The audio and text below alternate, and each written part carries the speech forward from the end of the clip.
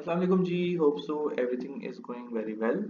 Start करते हैं जी बायोलॉजी के एमसीक्यूज जो कि फेडरल बोर्ड की वेबसाइट पर अपलोडेड हुए हुए हैं। उनको हम ज़रा सॉल्व करते हैं।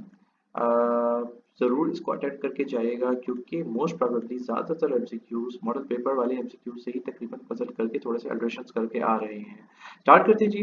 अ certain poison disturbs the cytoskeleton of cell. Which of the following functions would be affected most probably by the poison? ठीक है, तो इसका जवाब है जी सेल डिवीजन। देखिए हमारे पास जो साइटोस्केलेटन होती है ना, ये बहुत क्रूशियल होती है माइटोसिस के लिए। जिसकी वजह से जो है ना स्पिंडल फाइबर्स प्रोड्यूस होते हैं जो कि क्रोमोसोम्स को सेपरेट रखते हैं। तो अगर ये डिस्ट्रप्शन आएगी तो उसकी वजह से जो है ना प्रोसेस में काफ़ी गड़बड़ आएगी। अच्छा, दूसरी तरफ हमारे पास जैसे ये डाइजेशन है, प्रोटीन सिंथेसिस है, सेलुलर रिस्पिरेशन है, ये they are less directly dependent on cytoskeleton. ठीक है ना। तो इसका सही जवाब सेल डिवीजन होगा। नंबर टू है जी identify heteropolysaccharides from the following. तो इसका सही जवाब है पैक्टिन। देखिए पैक्टिन जो है वो हमारे पास हेट्रोपॉलीसैकेराइड है जो कि डिफरेंट मोनोसैकेराइड यूनिट से बना हुआ है। अच्छा, पैक्टिन जो है ये प्लांट सेल वॉल में होता है और जिसमें हमारे पास गैलेक्टोरोनिक एसिड और हेमनोस होता है और इसके अलावा अदर शुगर्स भी होती हैं। अच्छा, जबकि दूसरी तरफ हमारे पास जो काइटिन है और ग्लाइकोजन है और सेलुलोज है, ये हमारे पास होमोपॉलीसैकेराइड है। ओके जी। Glycolysis is the process that, तो इसका जवाब है जी प्रोड्यूसेस एटीपी एंड एनएडीएच। ठीक है ना। टू मॉलिक्यूल्स ऑफ एटीपी और two molecules of NADH produce होते हैं। ठीक है, और ये एनर्जी रिच मॉलिक्यूल्स होते हैं। और ये सारी की सारी अपनी खुद की एटीपी जो है वो कंज्यूम नहीं करती।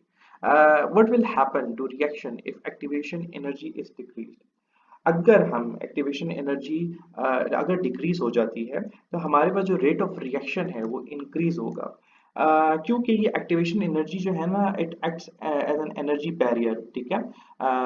इन इसके लिए और ये जो इसमें फिर एंजाइम्स होते हैं, ठीक है, ये that allow more molecules to overcome the barrier. ठीक है, तो जिसकी वजह से रिएक्शन रेट जो है वो इंक्रीज हो जाता है। अच्छा, उसके बाद आ जाता है जी one of the following viruses have complex capsid. तो इसका जवाब है जी bacteriophage has a complex capsid. क्योंकि ये बना होता है आइसोसाहेड्रल हेड इसका होता है और हेलिकल टेल होती है। ठीक है। जबकि हमारे पास अगर हम इन्फ्लुएंजा की बात करें इसका हेलिकल हेड होता है और एनवेलप होता है। साथ में अगर हम इडिनो वायरस की बात करें तो सिर्फ ये आइसोसाहेड्रल होता है इसका स्ट्रक्चर और टोबैको जो है वो हेलिकल होता है। तो इसमें सबसे कॉम्प्लेक्स जो है वो हमारे पास बैक्टीरियोफेज है। ओके जी। We have 1 billion bacteria per square centimeter of our skin. Why we have so many bacteria on our skin? तो इसका जो पर्पस है, ठीक है, बैक्टीरिया या और जो है स्किन माइक्रोबायोटा जो होती है इसमें सारे आ जाते हैं। तो ये compete करते हैं पैथोजेंस के साथ, किसके लिए? रिसोर्सेज और स्पेस के लिए। और in result they prevent infection. ठीक है ना। तो इस पर its purpose is to limit the growth of pathogen by colonization resistance. ठीक हो गया। अच्छा, उसके बाद आ जाती है सन ड्यू इज एन। ठीक है, तो ये हमारे पास जो है वो कार्निवोरस प्लांट है। ठीक है। क्योंकि ना ये पैरासिटिक है और ना ही ये ऑटोट्रॉपिक प्लांट है। ठीक है।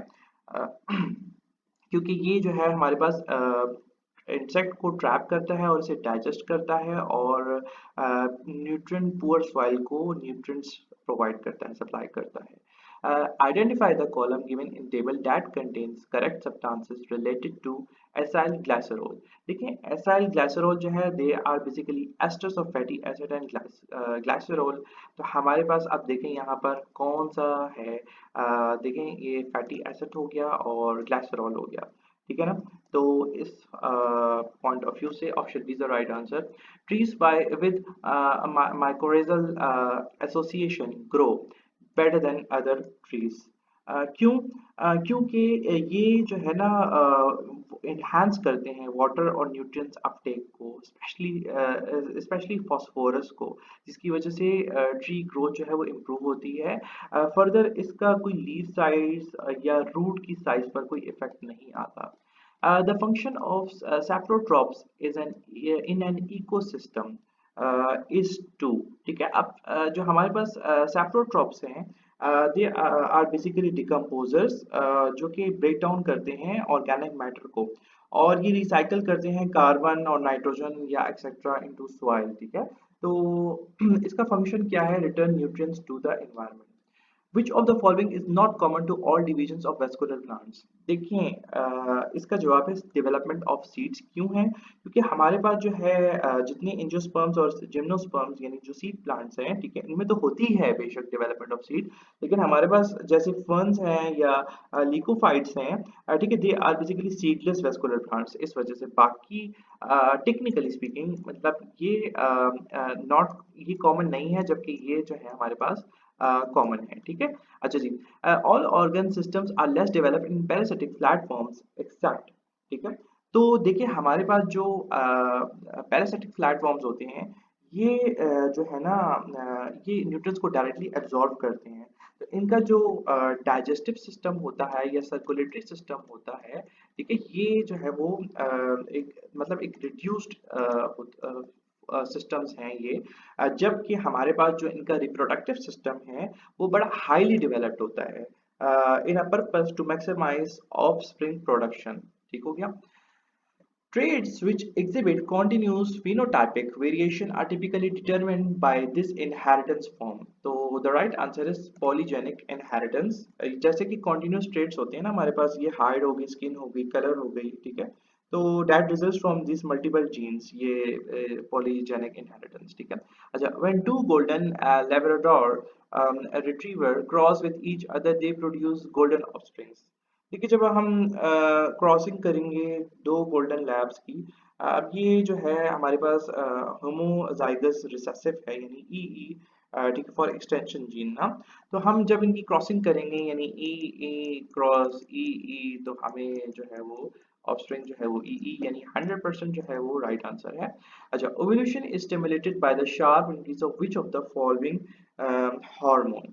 तो हमारे पास जो इसका जो राइट आंसर है वो है एल एच, यानी यूटिलाइजिंग ल्यूटिनाइजिंग हार्मोन, ठीक है, बाय इंड्यूसिंग फॉलिकुलर रप्चर। ठीक हो गया। जबकि दूसरी तरफ हमारे पास अगर हम एस्ट्रोजन की बात करें तो इट प्रिपेयर्स यूटेरस, जबकि प्रोजेस्टेरोन की बात अगर हम करें तो इट मेंटेन्स प्रेगनेंसी। ठीक है। All organism share the same genetic code, this commonality is evidence that, देखिए इससे मतलब मुराद ये है कि यूनिवर्सल जेनेटिक कोड यानी same codons for amino acid across species, ठीक है ना। तो that is the strong evidence for common ancestry, ठीक है। तो इसका मतलब ये है कि all organisms are descended from common ancestor. अच्छा, if you want to label amino acids but not DNA, which of the following radio active isotopes would you use? ठीक है। सो यहाँ पर सल्फर यूज होगा क्योंकि अमाइनो एसिड्स जो हैं वो दैट कंटेन सल्फर, ठीक है, जबकि डीएनए नहीं होता। अच्छा, अगर हम दोनों को लेबल करेंगे तो हम ये यूज करेंगे, और हमारे पास जो फ्लोरीन है, ठीक है, that is not typically used in biomolecules.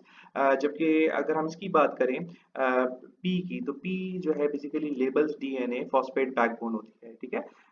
Video को लाइक कीजिएगा, कमेंट कीजिएगा अगर आपको कोई क्वेश्चन होता है। जज़ाकल्लाह खैर। अस्सलामु अलैकुम वरहमतुल्लाहि वबरकातुहू।